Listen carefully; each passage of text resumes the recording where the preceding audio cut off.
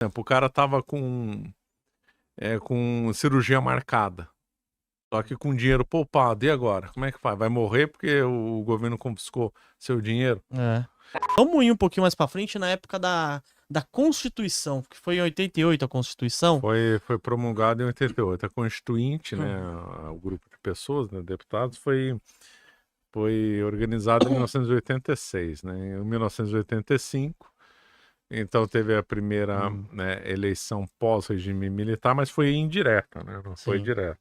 Aí tava de um lado o Paulo Maluf e de outro lado o Tancredo Ah, Neves. Paulo Maluf já é dessa época aí? Dessa época, né? O Paulo Maluf tá beirando 100 anos, acredito eu. O Nossa. Paulo Maluf foi prefeito de São Paulo, na época que o Brasil foi tricampeão, em 1970. Ele deu até uns Fusca para os campeões. É Até que a foto dele. ele é uma figura muito icônica, né? É. Ele foi governador de São Paulo, 93 93 anos. anos. Aí, tá vendo? 93 anos. E aí, então, então, houve um movimento pró-eleição direta no Brasil, né? Via liderança de Dante Oliveira, mas aí não deu certo. A emenda chamada direta já não passou, em 1984. Aí, em 1985, então, teve a eleição e ganhou Tancredo Neves contra o Paulo Maluf. Paulo Maluf era apoiado pelos militares, simpático a militares, né? Foram criados 5 partidos nessa ocasião. Foi o PDS era o herdeiro da Arena, o MDB virou PMDB, aí surgiu o PT também dessa época, surgiu junto nessa reforma, PTB e o PDT, só esses 5.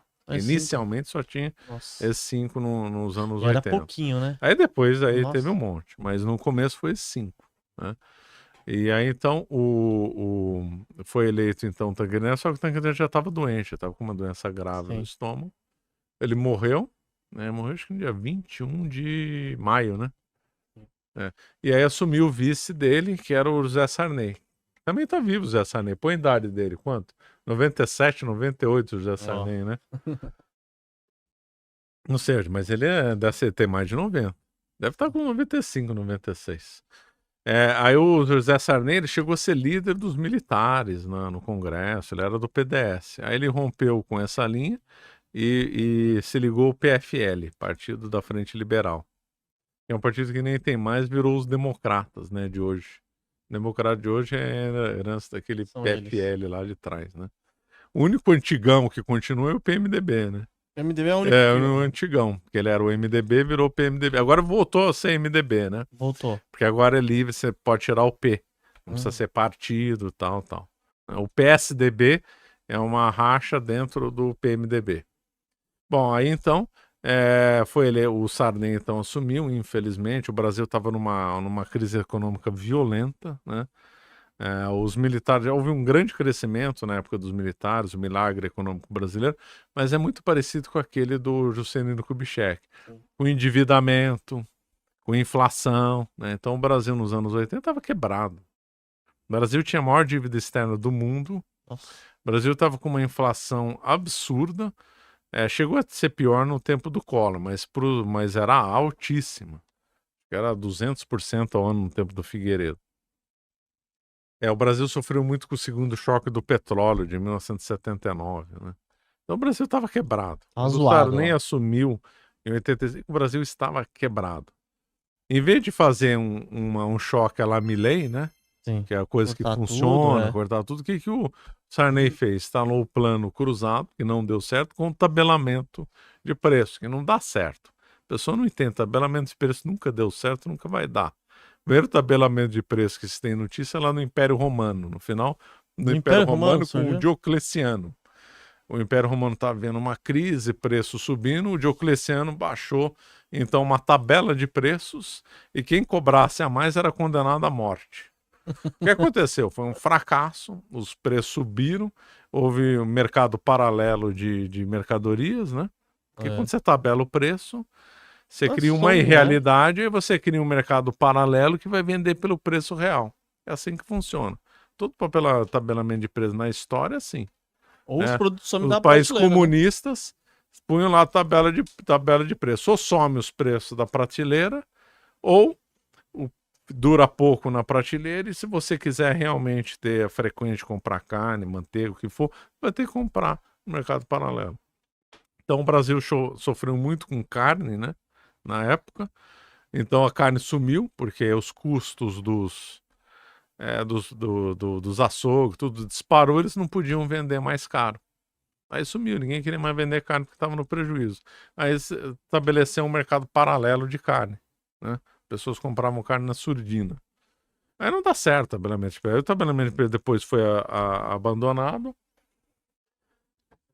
A inflação voltou a disparar, foi um fracasso. E ainda insistem no erro, né? Impressionante. O Brasil tem um problema de não aprender com os erros. Não, e pior que é perigoso esse governo querer fazer isso, daí eu fico com Aí medo. fizeram o plano cruzado 2, também não deu certo. Fizeram o plano Brescia, não deu certo. Fizeram o plano tal, não consegue, não dá.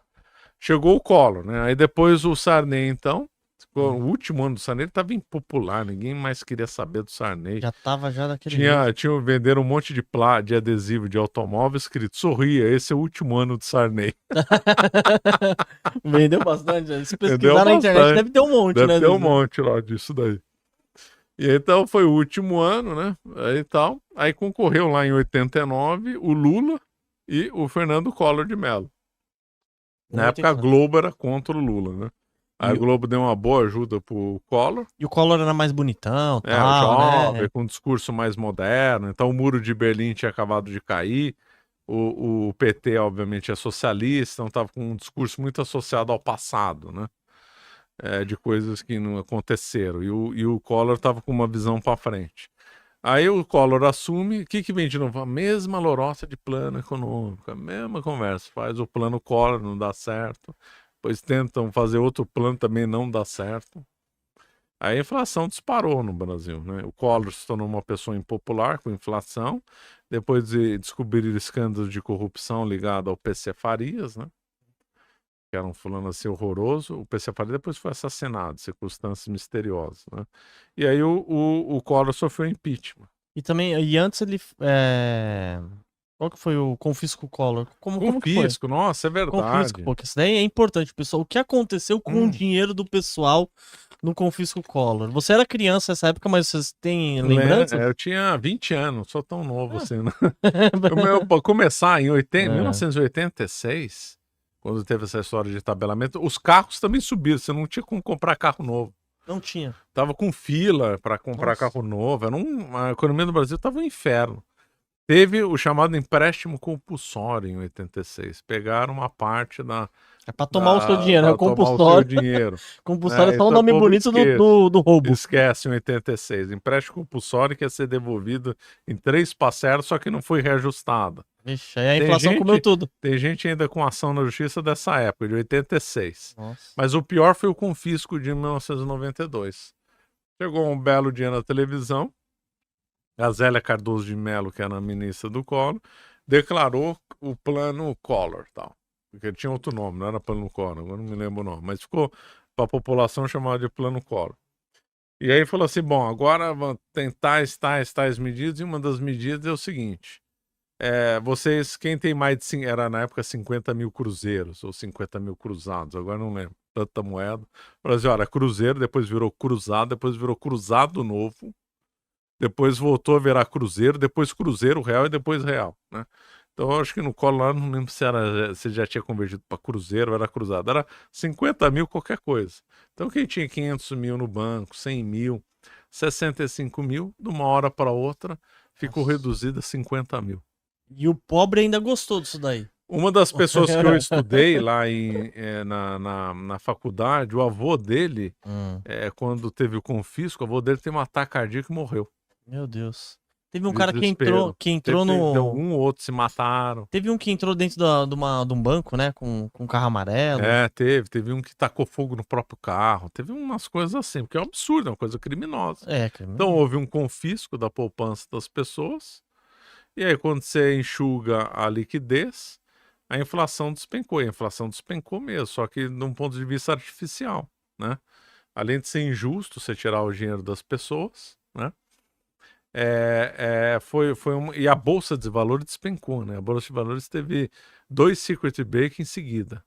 Em 2 dias ela caiu 20%. Nossa. Acho que em prazo de em 10 dias deve ter caído uns 40%, mais ou menos assim. Foi uma coisa assim absurda. E o cara que era mais pobre, ele achou bom. Sabe por quê?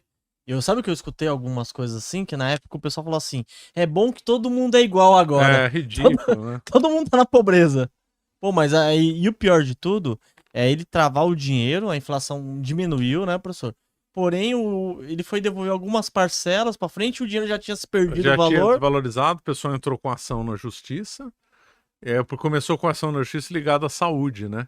Por exemplo, o cara tava com cirurgia marcada.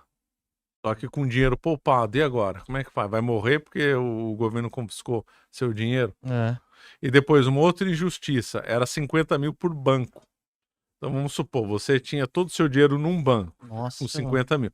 Agora, se o cara tem dinheiro em 10 bancos, suave. ele tinha 50 por banco. Então ele tá né? mais tranquilo, a O diversificação. pessoal antigo, com medo de novos confiscos, começou a abrir conta em vários bancos. Então, o pessoal tinha meia dúzia de bancos, 7 bancos aberto conta, distribuído tudo igual o dinheiro, porque se tivesse um novo confisco no futuro, ele não ia perder tudo. Então, foi uma das maiores injustiças da história do Brasil. Esse confisco foi um fracasso. No final, ele teve que devolver todo o dinheiro, a inflação disparou a mais de 2.000% ao ano. O Collor sofreu impeachment, assumiu o Itamar Franco, era um tipo também estranho. O Itamar Franco escolheu o Fernando Henrique como ministro, e aí foi feito então o Plano Real, que solucionou o problema do Brasil na inflação. E o Plano Real, como que ele foi montado, professor? Tem Foi algum muito detalhe? inteligente, eu não sei os detalhes, que eu não sou da área, mas foi uma coisa muito inteligente. Eu me lembro de comentários da época não, da época não lembro mais nada, mas de comentários de livros que eu vi. Diz que a equipe, então, uma que já estava estudando a inflação, era que a inflação ela era igual, mais ou menos igual para todos os produtos, né? Então era todos os produtos. Então o que eles fizeram? Vincularam uma moeda paralela, se não me engano, chamada URV. Como se fosse uma espécie de dólar, $1 valia uma URV, né? Então, e viram que em URV ou em dólar, os preços se mantinham constantes. Então não havia inflação em dólar no Brasil, nem não havia inflação em URV. E começaram a vincular, fazer vínculos dos produtos em URV. Né? Aí até que convertem esse URV em real, é feito uma nova moeda, né, para dar credibilidade, que era o real. Acabaram com a correção monetária, que era um erro dos anos 60, e fizeram um vínculo ao dólar, né? Teve um dos laços era o dólar. Então o dólar foi no dia, não lembro se foi 1º de março, eu não lembro, o 1º de maio, eu não lembro mais a data. Vincularam R$1, que era uma URV a $1, depois R$1 a $1. E aí lançaram o plano. O plano teve tanto sucesso que o real chegou a se valorizar em relação ao dólar. Teve uma época que... Era 1,10, né? Não, 0,90, ou seja, centavos, 90 centavos de real comprava $1. Caramba, hein? Chegou a valorizar, foi um sucesso o plano. E o pessoal falava assim, chupa Estados Unidos, nessa época, foi essa daí, E foi uma época que o Fernando Henrique também, para controlar os preços, abriu, a economia já estava se abrindo no tempo do Collor, né? Mas ele abriu muitos importados, então, muita importação, então os preços se equilibraram. Porque se você tem limitação de mercado, sabe melhor que eu, aí se você tem pouca oferta e muita demanda, o preço sobe naturalmente. Se você traz importados, aí você, então, equilibrou. Então, o Brasil acabou importando muitos produtos, carro, tudo. Importou tudo, você comprava tudo fácil nos anos 90, com um preço de importação bem mais baixo que hoje, muito mais baixo. Eu não lembro mais a alíquota, mas era bem mais baixo que hoje. Hoje o imposto é muito grande, absurdo, né? Mas na época era baixíssimo. Não era baixíssimo, mas era mais baixo que hoje. E aí, então, com uma abertura de importação, controle, o governo parando de emitir moeda que nem doido, fazendo uma vinculação com o dólar, né, a economia estabilizou. Né? Invista em prata com a Real com U no final. Dentro da plataforma você pode escolher quantas gramas você quer comprar, o preço máximo que você quer pagar. Assim você vai estar investindo diretamente num dos ativos que tem mais potencial de crescer, porque a prata ela é utilizada em painéis solares, indústria química, indústria farmacêutica, indústria automotiva, equipamentos eletrônicos. O celular que você está usando provavelmente ele está cheio de prata dentro e você pode ganhar com um dos ativos que mais tem potencial de valorizar. Para analisar ações, BDRs, fundos imobiliários, acesse a plataforma do Investidor 10, inclusive para você gerenciar a sua carteira, saber quanto de dividendos você vai receber. Inclusive, eu deixei a carteira da minha filha, a Laurinha, ela tem 3 anos e já invisto para ela. Todos os ativos tá no link aqui embaixo